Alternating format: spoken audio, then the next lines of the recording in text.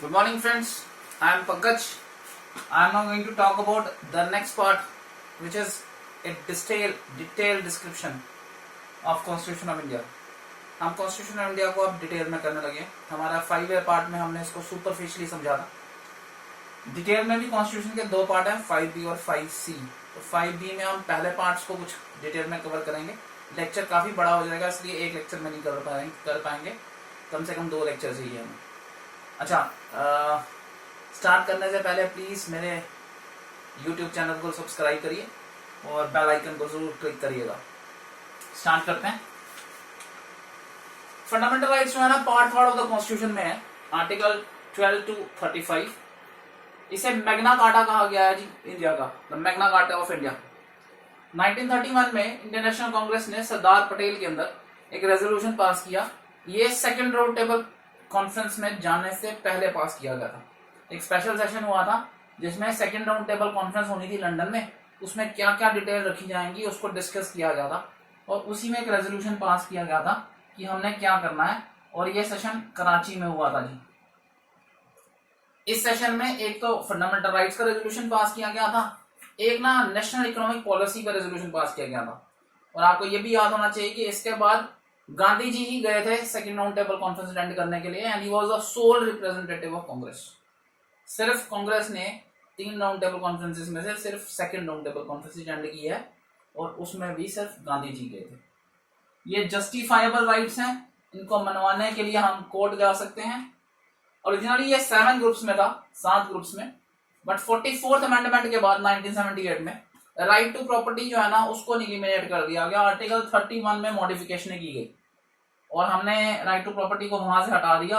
अब ये एक लीगल राइट है जो 300A में है, पार्ट 12 ऑफ द कॉन्स्टिट्यूशन में।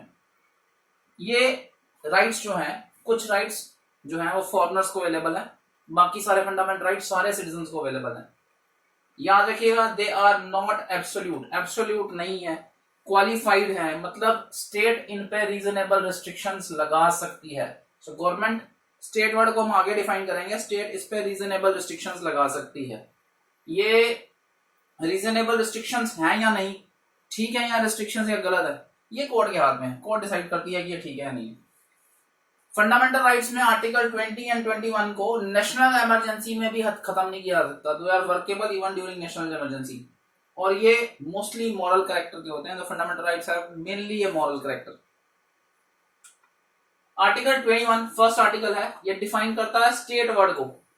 याद रखिएगा, इसमें गवर्नमेंट और पार्लियामेंट ऑफ इंडिया आती है, government and legislature of each state आता है, सारी लोकल अथॉरिटीज आती हैं जिसमें municipality, panchayat, district boards, improvement trust सब आती हैं। कुछ और अथॉरिटीज भी आती हैं, LIC, ONGC, सेल, ये आती हैं जो इंडिया की टेरिटरी में काम करती हैं या इंडिया गवर्नमेंट के कंट्रोल में काम करती हैं। और सुप्रीम कोर्ट के हिसाब से कोई प्राइवेट बॉडी या कोई एजेंसी जो गवर्नमेंट के इंस्ट्रूमेंट की तरह काम कर रही है वो भी इस स्टेट वर्ड के अंदर आती है। तो स्टेट वर्ड के अंदर ब्रॉड कंटेंट्स हैं, ये सारे वर्ड स्टेट को रिप्रेजेंट करते हैं। आर्टिकल 13 बोलता है कि हम फंडामेंटल राइट्स को लोगों को नुकसान पहुंचाने के लिए मॉडिफाई नहीं कर सकते। सो लोगों को नुकसान पहुंचाने के लिए फंडामेंटल राइट मॉडिफाई नहीं हो सकते और फंडामेंटल राइट्स की ताकत कम नहीं की जा सकती। तो ये खुद एक फंडामेंटल राइट है कि फंडामेंटल राइट की ताकत को कम नहीं किया जा सकता। आर्टिकल 14 राइट टू इक्वालिटी है, 14 to 18 आर्टिकल है। 14 बोलता है कि state shall not deny to any person equality before law. So everybody is equal before the law and everybody has equal protection of laws. तो इक्वालिटी भी है before law भी और इक्वल प्रोटेक्शन भी है लॉ का with in the territory of India. ये provisions जो हैं ये हर सिटीजन को अवेलेबल हैं और इवन फॉरेनर्स को भी अवेलेबल हैं। और इसमें जो पर्सन वर्ड आता है ना उसमें लीगल पर्सन भी आते हैं भाई। सो कॉन्ट्रैक्ट के अंदर हम लीगल पर्सन भी बना सकते हैं जिसमें स्टैट्यूटरी कंपनीज हैं, रजिस्टर्ड सोसाइटीज हैं या कोई भी और लीगल बॉडी है वो इसमें आती है। इक्वालिटी बिफोर लॉ का कंसेप्ट ब्रिटिश कॉन्स्टिट्यूशन से लिया हुआ है। इक्वल प्रोटेक्शन ऑफ लॉज का कंसेप्ट USA से लिया हुआ है। Very important. इसमें एक्सेप्शंस हैं, प्रेसिडेंट के पास भी हैं, गवर्नर्स के पास भी हैं, कुछ MPs के पास भी पावर्स हैं, वो हम एक्सेप्शंस करते हैं क्योंकि ये लेक्चर डिटेल्ड लेक्चर है इसलिए हर कंटेंट को कवर करेगा। एक्सेप्शंस क्या है, ये 361 आर्टिकल के अंदर है। प्रेसिडेंट या गवर्नर जो है वो आंसरेबल नहीं है किसी कोर्ट को भी अगर वो एक्सरसाइज करता है या परफॉर्मेंस करता है अपनी पावर की during his duties of the office. तो ऑफिस की ड्यूटी देते टाइम अगर वो अपनी पावर को एक्सरसाइज करे या परफॉर्म करते हुए ड्यूटी करे तो वो अपने एक्शंस के लिए किसी कोर्ट को रिस्पॉन्सिबल नहीं है, प्रेसिडेंट भी और गवर्नर भी। किसी भी प्रेसिडेंट और गवर्नर के अगेंस्ट, किसी भी सिटिंग प्रेसिडेंट सिटिंग गवर्नर के against no criminal proceedings can be instituted. कोई भी क्रिमिनल प्रोसीडिंग इंस्टीट्यूट नहीं कर सकते जब तक वो प्रेसिडेंट है या गवर्नर है during his term of office. कोई अरेस्ट या इम्प्रिजनमेंट नहीं की जा सकती प्रेसिडेंट की because of the action. No process of arrest और imprisonment of the president of the governor और the governor can be issued by any court during his term of office. कोई civil case भी नहीं initiate कर सकते इनके against जब तक 2 मंथ का इनको नोटिस ना दिया जाए। जब तक 2 मंथ का नोटिस ना दी जाए तो हम कोई सिविल केस भी इनिशिएट नहीं कर सकते। कोई एमपी या कोई एमएलए अगर पार्लियामेंट की वर्किंग में, एमपी पार्लियामेंट में, एमएलए स्टेट लेजिस्लेचर में कुछ वोट करते टाइम या कुछ बोलता है वहां पर तो वो भी किसी के लिए किसी कोर्ट को रिस्पॉन्सिबल नहीं है, तो कोर्ट में उसके अगेंस्ट भी प्रोसीडिंग्स नहीं की जा सकती। और एक और बड़ी इंटेलिजेंट बात है, इंपॉर्टेंट बात है, वो ये है कि अगर डायरेक्टिव प्रिंसिपल्स फॉलो करते टाइम, डायरेक्टिव प्रिंसिपल्स गवर्नमेंट को डायरेक्शंस हैं कि जिस डायरेक्शन में गवर्नमेंट ने काम करना है, सो अगर डायरेक्शंस फॉलो करते टाइम किसी का फंडामेंटल राइट टूट जाता है तो वो उसे मनवाने के लिए कोर्ट नहीं जा सकता। सिंपल सी बात है, जहां डायरेक्टिव प्रिंसिपल सुपरसीड करेंगे फंडामेंटल राइट्स के ऊपर वहां उन्हीं का हाथ होगा, फंडामेंटल राइट्स पीछे हट जाएंगे। So where article 31C came in, article 14 goes out। सो जहां पे भी डायरेक्टिव प्रिंसिपल्स की हाथ रखा जाएगा वो फंडामेंटल राइट से ऊपर रहेगा, यानी उनका से ज्यादा रहती है फंडामेंटल राइट से। फॉरेन सॉवरेन्स जो है, एम्बेसडर्स हैं, डिप्लोमेट्स हैं, यूएनओ की एजेंसीज हैं, इनको एनवाय होने की इम्यूनिटी है, तो ये भी राइट टू इक्वालिटी की एक एक्सेप्शन है। तो ये कुछ एक्सेप्शंस हैं जो याद होनी चाहिए, इंपॉर्टेंट है जी। आर्टिकल 15 बोलता है कि स्टेट डिस्क्रिमिनेट नहीं कर सकती सिटीजन्स को on the basis of religion, race, caste, sex और प्लेस ऑफ बर्थ। इसके अंदर क्या क्या डिस्क्रिमिनेशन नहीं किया जा सकता। आप किसी को मना नहीं कर सकते किसी शॉप पे जाने से, पब्लिक रेस्टोरेंट में जाने से, होटल या पब्लिक एंटरटेनमेंट के प्लेस पे जाने से। आप कोई wells, tanks, bathing guards, roads, places of public resort use करने से किसी को मना नहीं कर सकते जो जनरल पब्लिक के लिए डेडिकेटेड है। नेगेटिव डिस्क्रिमिनेशन नहीं कर सकते, पॉजिटिव कर सकते हैं, यानी जो लोग डिप्रेस्ड हैं, शेड्यूल कास्ट, शेड्यूल ट्राइब्स के हैं, उन्हें अपलिफ्ट करने के लिए आप स्पेशल लॉज बना सकते हैं। सो अपलिफ्ट करने के लिए स्पेशल प्रोविजंस अवेलेबल हैं। आप लेवल प्लेइंग फील्ड, जो अगर बराबर ही नहीं है उनको बराबर लाने के लिए, लेवल प्लेइंग फील्ड लाने के लिए आप पॉजिटिव डिस्क्रिमिनेशन कर सकते हैं। There is a term called positive discrimination, वो कर सकते हैं। इसमें एक्सेप्शंस क्या है? स्टेट को परमिट किया गया है कि वो वुमेन और चिल्ड्रन के लिए स्पेशल प्रोविजंस बना सकती है। स्टेट को परमिट किया गया है कि वो सोशली और इकोनॉमिकली बैकवर्ड क्लासेस जो हैं सिटीजन्स के लिए, उनके लिए स्पेशल प्रोविजंस बना सकती है। और इकोनॉमिकली बैकवर्ड और सोशली बैकवर्ड लोगों के लिए एजुकेशन के भी प्रोविजंस बनाए जा सकते हैं। एजुकेशन के भी प्रोविजंस बनाए जा सकते हैं एजुकेशनल इंस्टीट्यूट्स में, ये चाहे एडेड हो चाहे अनएडेड हो, दोनों में। इवन सिर्फ माइनॉरिटी इंस्टीट्यूशंस में नहीं किया जा सकता, बाकी एडेड और अनएडेड में प्रोविजंस बनाए जा सकते हैं एजुकेशनली बैकवर्ड लोगों के लिए, तो ये भी अवेलेबिलिटी है। सो इकोनॉमिकली बैकवर्ड के और सोशली बैकवर्ड के लिए स्पेशल प्रोविजंस बना सकते हैं और एजुकेशन में भी प्रोविजंस बना सकते हैं। ये बहुत इंपॉर्टेंट पॉइंट्स हैं जो एक्सेप्शन अवेलेबल होने चाहिए। एक टर्म ना बड़ी शुरू हुई, वो डिस्कशन में अब काफी है, that is called creamy layer. तो बैकवर्ड क्लासेस में जो हायर ऑर्डर में लोग हैं, जिनकी हालात अच्छे हैं, उनको बाहर निकालने की बात शुरू से उठ रही थी कि जो बेटर हैं उनको हम इसमें से इलिमिनेट करें ताकि जो नीडी हैं उनको इस प्रोविजंस का बेनिफिट मिल सके, दिया जा सके। सो क्रीमी लेयर जो वर्ड है, ये बैकवर्ड क्लासेस में हाईली एडवांस्ड लोग हैं जो socially as well as economically या एजुकेशनली। ये सथनातन कमीशन था 1971 का, उसमें इंट्रोड्यूस की गई और ये वर्ड वहां पे लाया गया था। सिविल पोस्ट में कोटास के बारे की रिजर्वेशन को से क्रीमी लेयर को एक्सक्लूड करने के लिए कहा गया था। ये बाद में जस्टिस रामनाथन कमेटी थी 1993 की, उसने भी आइडेंटिफाई किया था और क्रीमी लेयर को 1 लाख रुपए का क्राइटेरिया बनाया गया कि जिनकी डिप्रेस्ड क्लासेस में 1 लाख रुपए से, बैकवर्ड क्लासेस में 1 लाख रुपए से ऊपर की इनकम है 1971 के हिसाब से, उन्हें क्रीमी लेयर में रखा गया। ये जो सीलिंग है ना, ये 1993 में इंप्लीमेंट हुई, इंट्रोड्यूस हुई। तो दिस गेट इंट्रोड्यूस्ड इन 1993, तो ये 1 लाख पे ही रखी गई थी, 1 लाख रुपए पे ही रखी गई थी। फिर इसे 2.5 लाख किया गया 2004 में, 4.5 लाख किया गया 2008 में, 6 लाख किया गया 2013 में, 8 लाख किया गया 2017 में, और अक्टूबर 2015 में नेशनल कमीशन जो था बैकवर्ड क्लासेस का, उसकी डिमांड थी कि ये 15 लाख होनी चाहिए मिनिमम सीलिंग फॉर ओबीसी। ठीक है, और उसकी जो नेशनल कमीशन था बैकवर्ड क्लासेस का, उसकी डिमांड थी कि बैकवर्ड क्लासेस को भी 3 कैटेगरी में डिवाइड करो, backward, more backward and extremely backward. और इसमें जो 27% कोटा है बैकवर्ड क्लासेस का, वो इनमें प्रोपोर्शनेट डिवाइड किया जाए, ताकि जो कोटा है उसका कोई अनड्यू एडवांटेज ना ले पाए। जो जरूरी है, जिनको जरूरत है, उनको वो पूरा मिले। सुप्रीम कोर्ट ने क्रीमी लेयर को जो है कोटा की, उसको डिफाइन किया 8 सितंबर 1993 में अपने मेमोरेंडम में, ऑफिशियल मेमोरेंडम में। ये टर्म ओरिजिनली इंट्रोड्यूस हुई थी रिजर्वेशन के कॉन्टेक्स्ट में, जॉब्स की रिजर्वेशन में 1992 में इंट्रोड्यूस हुई। और सुप्रीम कोर्ट ने बोला है कि reservation should not be given to OBC children of constitutional functionaries. इसमें president, supreme court, high court के जजेस, सेंट्रल स्टेट ब्यूरोक्रेसी के लोग, public sector employees, armed forces के एम्प्लॉइज जो, और पैरामिलिट्री एम्प्लॉइज जो कि एक कॉलोनल के रैंक से ऊपर है, एक रैंक से ऊपर के लोगों के लिए। शेड्यूल कास्ट और शेड्यूल ट्राइब्स इसमें नहीं आते हैं, सिर्फ बैकवर्ड क्लासेस के लिए, ओबीसी के लिए है। शेड्यूल कास्ट और शेड्यूल ट्राइब ये इसमें नहीं आते हैं, चाहे जितनी मर्जी इनकम हो। और जो नॉर्मल क्लास के लोग हैं, उनकी कोई भी हालात हो, वो भी इसमें कैटेगरी में नहीं आते। सो क्रीमी लेयर की के कैटेगरी में सिर्फ ओबीसी के लोग आते हैं, और अगर एससी एसटी के लोग हैं, उनके हालात अच्छे हैं, तो वो क्रीमी लेयर की कैटेगरी में नहीं आते हैं। साथ ही नॉर्मल क्लासेस के लोग अगर उनके हालात बुरे हैं, तो उन्हें भी ये रिजर्वेशन नहीं मिल सकती है।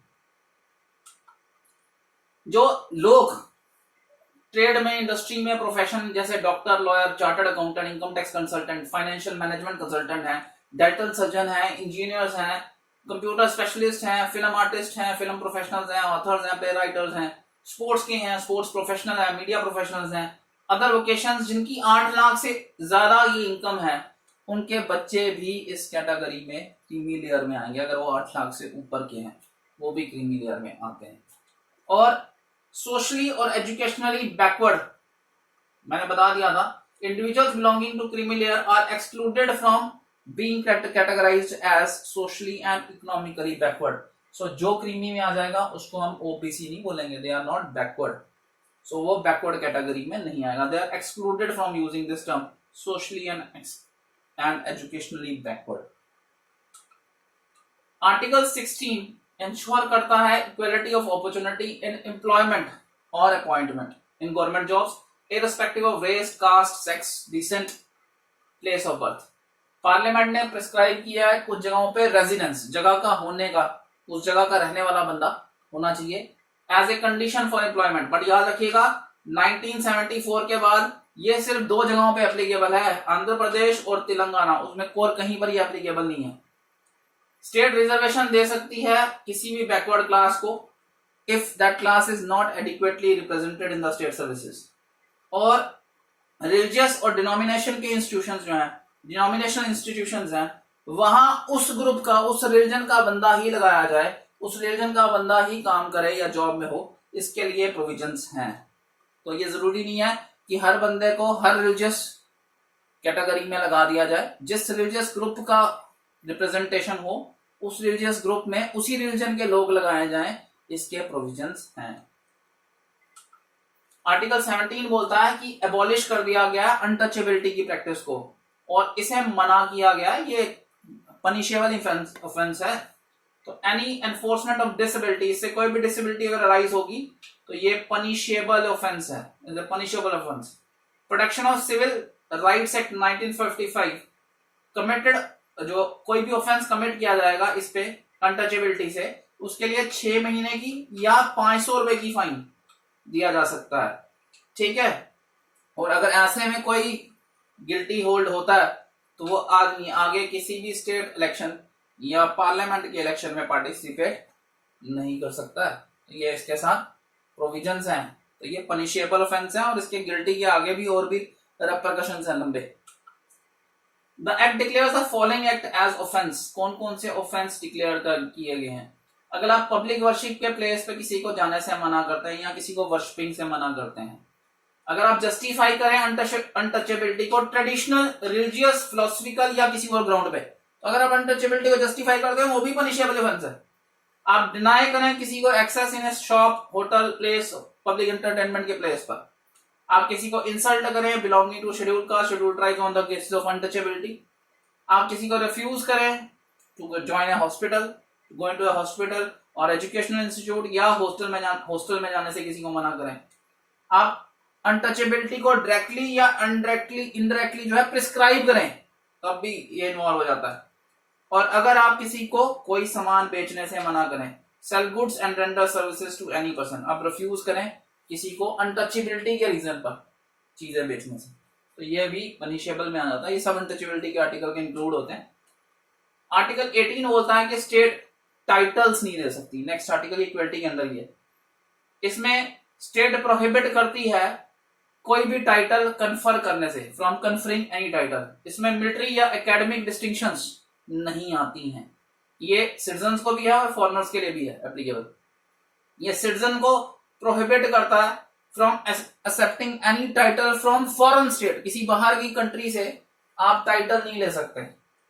ये किसी फॉरेनर जो है, जो इंडिया का ऑफिस ऑफ प्रॉफिट या ट्रस्ट के अंडर कोई बॉडी जो है उसका हेड है, तो उसे भी टाइटल लेने से मना करता है, except he has the consent of the president.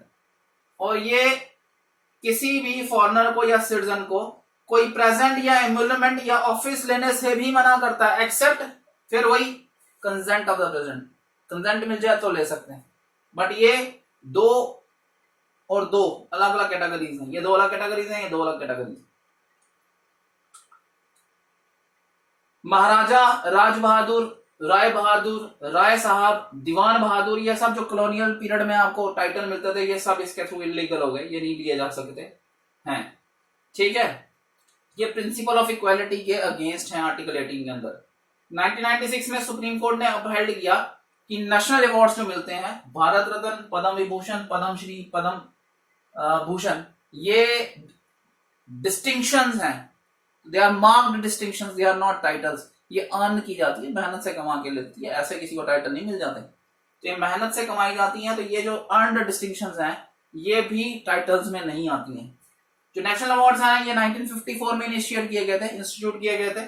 Janata government ने 1977 में मोरारजी देसाई के अंदर इन्हें डिसकंटिन्यू कर दिया था। फिर इंदिरा गांधी ने 1980 में इसे फिर दोबारा कंटिन्यू कर दिया। तो ये इस तरह इनका लाइफ पीरियड भी थोड़ा सा मैंने बता दिया। Right to freedom, article 19 to 22 second big heading है। नेक्स्ट बड़ा फंडामेंटल राइट है। इसके अंदर 19, 20, 21 और 22 चार आर्टिकल है जी। 19 आर्टिकल को पढ़ते हैं। आपको पॉजिटिव फ्रीडम्स दी गई हैं इंडिया में। क्या क्या फ्रीडम है? आप कुछ भी बोल सकते हैं। ये 6 फ्रीडम्स हैं जी। स्पीच और एक्सप्रेशन दे सकते हैं, असेंबली बना सकते हैं, कोई भी एसोसिएशन यूनियन बना सकते हैं, कॉर्पोरेटिव सोसाइटी भी बना सकते हैं। जो कॉर्पोरेटिव सोसाइटी का वर्ड है 97 अमेंडमेंट में 12 जनवरी 2012 में ऐड किया गया था। कॉर्पोरेटिव सोसाइटीज बना सकते हैं आप पूरे इंडिया में, पूरी टेरिटरी में घूम सकते हैं, जा सकते हैं, आप कहीं भी रिजाइड कर सकते हैं, सेटल हो सकते हैं, आप कोई भी ऑक्यूपेशन या ट्रेड कर सकते हैं। जो 6 ग्रुप्स हैं ये स्टेट के against, they are only available against state, against only state. और ये किसी प्राइवेट इंडिविजुअल के अगेंस्ट अवेलेबल नहीं है, they are available against government only. Government से आप लड़ सकते हैं कि मुझे मिले या नहीं, किसी इंडिविजुअल बंदे से नहीं लड़ सकते। स्टेट इन पे रीजनेबल रिस्ट्रिक्शन लगा सकती है। मैंने पहले बताया था रीजनेबल रिस्ट्रिक्शन है या नहीं, वो कोर्ट की वैलिडिटी होती है, उसमें सुप्रीम कोर्ट और हाई कोर्ट दोनों इन्वॉल्व है। मगर रिस्ट्रिक्शन स्टेट लगा सकती है इन 6 फ्रीडम्स के ऊपर। सुप्रीम कोर्ट ने हेल्ड किया कि फ्रीडम ऑफ स्पीच और एक्सप्रेशन जो है उसमें क्या क्या आता है, ये सुप्रीम कोर्ट ने डाला है। आप कोई भी व्यू एक्सप्रेस कर सकते हैं या व्यूज एक्सप्रेस कर सकते हैं। आप फ्रीडम ऑफ प्रेस है आपको, आप कमर्शियल एडवर्टाइजमेंट दे सकते हैं। फ्रीडम आपके अगेंस्ट अवेलेबल है, फ्रीडम अगेंस्ट अवेलेबल है कि आपके फोन की टैपिंग नहीं की जा सकती। आप राइट टू टेलीकास्ट कर सकते हैं, गवर्नमेंट से मोनोपोली नहीं है इलेक्ट्रॉनिक मीडिया पर गवर्नमेंट की। आप बंद कॉल कर सकते हैं, ठीक है, राइट, किसी ने बंद कॉल किया तो वो उसके अगेंस्ट जा सकते हैं, यू हैव राइट अगेंस्ट बंद, अगर ये किसी ने पॉलिटिकल पार्टी या ऑर्गेनाइजेशन ने किया हुआ है। आप गवर्नमेंट एक्टिविटीज को जानने की राइट है आपके पास, आपको फ्रीडम टू साइलेंस है, जबरदस्ती आपसे कोई नहीं कुछ नहीं बुलवाया जा सकता। आपके एक और फ्रीडम अगेंस्ट अवेलेबल है, ये प्री सेंसरशिप है न्यूज़पेपर पे, तो आपको पहले न्यूज़पेपर छापने से पहले गवर्नमेंट से पूछने की जरूरत नहीं है। तो एक प्री सेंसरशिप जो होनी चाहिए उसके अगेंस्ट आपको पावर अवेलेबल है, आप छाप सकते हैं, आप डिमॉन्स्ट्रेट कर सकते हैं, पिकेटिंग कर सकते हैं, पिकेटिंग होता है नारेबाजी कर सकते हैं, बट आप स्ट्राइक नहीं कर सकते हैं। तो आप नारे लगा सकते हैं, आप डिमॉन्स्ट्रेशन कर सकते हैं, बट आप स्ट्राइक नहीं कर सकते, you have not right to strike, ठीक है। रीजनेबल रिस्ट्रिक्शंस जो है ये दो है, किस कंडीशन में लगाई जा सकती हैं, एक तो ये जनरल पब्लिक के फायदे में होनी चाहिए, या ये प्रोटेक्शन के लिए होनी चाहिए for the interest of scheduled tribes, उनकी प्रोटेक्शन के लिए होनी चाहिए। जैसे असम के बहुत सारे एरियाज जो हैं वो ट्राइबल एरियाज हैं, तो वहां जाने की रिस्ट्रिक्शंस हैं ताकि उनका जो इनहेरिटेड कल्चर है, उनका जो इनहेरिटेड ट्रेडिशन है वो बाहर के लोगों की वजह से इन्फ्लुएंस से खत्म ना हो जाए, वो उसको प्रोटेक्ट किया जा सके। तो शेड्यूल्ड ट्राइब एरियाज के लिए स्पेशल प्रोटेक्शंस अवेलेबल हैं, उस पर रिस्ट्रिक्शंस लगाई जा सकती हैं। रीजनेबल रिस्ट्रिक्शंस जो है वो प्रोफेशन पे भी लगाई गई है, जैसे अब डॉक्टर नहीं है तो आप डॉक्टर का प्रोफेशन थोड़ी कर सकते हैं भाई, तो रीजनेबल रिस्ट्रिक्शन जो है प्रोफेशन पे भी लगाई गई है। और स्टेट एम्पावर है कि वो टेक्निकल क्वालिफिकेशन बताए किसी प्रोफेशन के लिए या किसी ट्रेड या बिजनेस के लिए। जैसे आप मेडिकल की शॉप खोलना चाहते हैं तो आपके पास एक प्रॉपर डिग्री होनी चाहिए, तभी आप वो शॉप खोल पाएंगे। आपने अगर पेट्रोल के का बिजनेस करना है या आपने उसका पंप खोलना है तो आपको उसके लिए लाइसेंस लेना पड़ेगा, आपने गैस एजेंसी खोलनी है उसके लिए लाइसेंस लेना पड़ेगा। तो आप गवर्नमेंट रिस्ट्रिक्शंस लगा सकती है, प्रोफेशनल या टेक्निकल क्वालिफिकेशन बता सकती है, या गवर्नमेंट खुद भी कोई ट्रेड कर सकती है, बिजनेस इंडस्ट्री कर सकती है और उससे बाकियों को एक्सक्लूड भी कर सकती है। खुद भी गवर्नमेंट ट्रेड या बिजनेस किसी एक्टिविटी को कर सकती है जो अपने लिए और रिस्ट्रिक्ट कर सकती है। आर्टिकल 20 हमें प्रोटेक्शंस देता है, ये प्रोटेक्शंस हैं रेट्रोस्पेक्टिव क्रिमिनल लेजिस्लेशन से, बदलते लॉस एप्लीकेबल नहीं होते हैं, इसको हम no ex post facto law बोलते हैं, यानी अगर आज कोई क्राइम करता है तो उसे उसी क्राइम की पनिशमेंट मिलेगी, क्राइम की पनिशमेंट आगे अगर चेंज हो जाए तो उससे पुराने क्रिमिनल को पनिशमेंट नहीं दी जा सकती। मैंने लास्ट केस में भी दिल्ली का जो रेप केस हुआ था निर्भया वाला, उसकी एग्जांपल दी थी कि उसमें एक माइनर था और उस माइनर को वो 17.5 years का था, तो उस माइनर को माइनर की तरह ही ट्रीटमेंट दिया गया, क्योंकि उस दिन जब वो पकड़ा गया था तो उस दिन के लॉस के हिसाब से वो माइनर ट्रीट हुआ। बाद में हमने बीजेपी गवर्नमेंट ने लॉस को चेंज करके माइनर की एज को 16 years कर दिया, तो 16 से नीचे वाले माइनर है, बट उसके बावजूद भी पुराने क्रिमिनल जो था, जो निर्भया केस में था, उसे हम वापस बुला के नए लॉ से सजा नहीं दे सकते, उसको वही सजा मिल सकती है जिस दिन उसने जो क्राइम किया उस दिन जो लॉ था, नए लॉ से पुराने क्रिमिनल को सजा नहीं मिल सकती। ये रेट्रोस्पेक्टिव क्रिमिनल लॉ है। एक क्राइम के लिए 2 बार सजा नहीं मिल सकती, that is not double jeopardy. और आपको अपने खिलाफ कोई सबूत नहीं है, आप you are not compelled to give self incriminating, अपने को इंक्रिमिनेट करने के लिए आपका एविडेंस वैलिडेट नहीं होता, आप एविडेंस नहीं है। आर्टिकल 21 बोलता है कि गवर्नमेंट को हर हालात में लाइफ और लिबर्टी दोनों बचानी है। गवर्नमेंट ये नहीं बोल सकती कि आज जो है नेशनल इमरजेंसी लगी है 200 बंदे मार दो जी, लाइफ को तो उसे नेशनल इमरजेंसी में भी बचाना है। These two articles 20 and 21 they are available during national emergency also. And 21 article जो है ये सिटीजन और फॉरनर दोनों की जिंदगी बचाना, लिबर्टी बचाना, आजादी बचाना गवर्नमेंट की, उनका फंडामेंटल राइट है लोगों का, और गवर्नमेंट की ड्यूटी में आता है गवर्नमेंट को ये बचानी बचानी, इसके लिए कोई एक्सेप्शंस नहीं होती फंडामेंटल राइट्स के लिए। सुप्रीम कोर्ट ने डिक्लेयर किया कि following are the part of article 21, आपको ह्यूमन डिग्निटी से रहने दिया जाए, आपको डिसेंट एनवायरनमेंट दिया जाए जिसमें पोल्यूशन फ्री वाटर हो, एयर और प्रोटेक्शन हो हैजर्डस इंडस्ट्रीज से, आपको जॉब मिले, लाइवलीहुड मिले, आपको प्राइवेसी का राइट है, आपको शेल्टर का राइट है, आपको हेल्थ का राइट है, आपको एजुकेशन का राइट है up to the age of 14 years, आपको फ्री लीगल एड का राइट है, आपको सॉलिटरी कन्फाइनमेंट, अकेले बांध के रखा नहीं जा सकता, सॉलिटरी कन्फाइनमेंट नहीं किया जा सकता, अकेलापन ही खा जाता है, तो उस तरह की मेंटल हरासमेंट नहीं की जा सकती। राइट टू स्पीडी ट्रायल, आपका ट्रायल जल्दी होना चाहिए। राइट अगेंस्ट हैंड कफिंग, हाथ छात बांधे नहीं जा सकते जी, हैंड कफ नहीं किया जाता। Right against inhuman treatment, right against delay execution, right to travel abroad, right against bonded labour, right to custodial harassment, custody में हरासमेंट नहीं की जा सकती। Right to emergency medical help, right to timely medical treatment and government hospital in government hospital, right night to be driven out of the state, आपको काला पानी की सजाएं नहीं दी जाती, not driven out of the state. Right to free trial, right of prison to have necessities of life, prison में भी आपको सारी जरूरतें, जिंदगी की जो जरूरतें मिलनी चाहिए। Right of a woman to be treated with decency and dignity, and right against public hanging, फांसी खुले में नहीं दी जा सकती। तो you have all these rights in this category of right। इसमें और भी है, right to hearing, right to information, right to reputation, right to appeal from a judgment of conviction, आप कन्विक्ट हो जाए तो आप फिर अपील कर सकते हैं। Right to social security and protection of family, right to social and economic justice and empowerment, right to far betters, bar betters, right against bar fetters. Bar fetters हो गया, आपने देखा होगा पुराने जमाने में पिक्चरों में, जब आपको लोहे की चेनों से, गले में भी लोहे के चेने और हाथ छात बांध के बांध दिया जाता था लोहे से, तो वैसा नहीं किया जाता, बार फेटर्स नहीं किया जा सकता। Right to appreciate life insurance policy, right to sleep, right to freedom from noise pollution, right to electricity, सब राइट। बहुत लंबी लिस्ट सुप्रीम कोर्ट ने लिस्ट की है। यहाँ आज हमारा लेक्चर फिनिश हो जाएगा, बट फिनिश करने से पहले हम वैसे ही मोटिवेशन पे क्लोज करेंगे। नेक्स्ट पार्ट में हम इसके आगे कंटिन्यू करेंगे, क्योंकि काफी डिटेल्ड है, इसलिए इसे 2 पार्ट में डिवाइड किया हुआ है। Push yourself because no one else is going to push for you. भाई अपने लिए तो खुद ही काम करना पड़ेगा, कोई आपके लिए काम नहीं करेगा। सो प्लीज मेहनत करें, डट के करें। Good day, bye.